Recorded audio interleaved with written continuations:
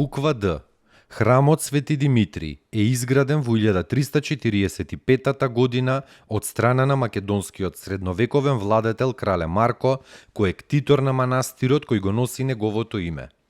Марковиот манастир бил еден од најзначајните културно-просветни и книжевни центри во минатото.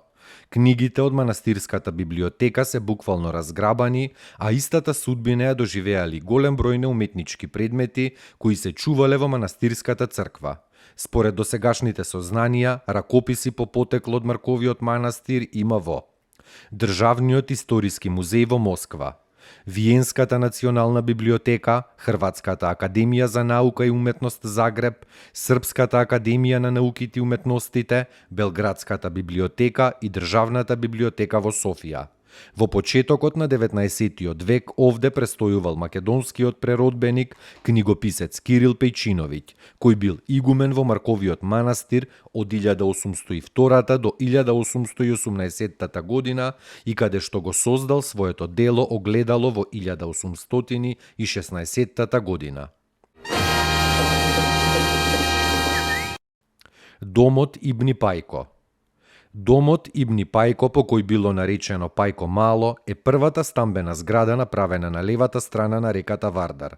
Во 1938 година, според проектот на познатиот архитект Михо Чакелја од Дубровник, а доселен во Скопје во 1933 година. Во неа првпат во Скопје бил вграден лифт. Градена е во стилот на архитектот Корбизје, а ја направил познатиот трговец Ибни Пајко, кој ги користел становите за издавање, но имало и социјални седишта.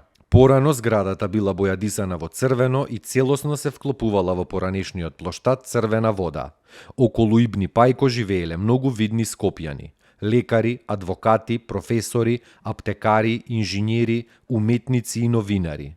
Се сметало за живеалиште на кремот на градот, богатите граѓани и аристократите. Таму е Скопје, град мој љубав лише, што ми расуте сни.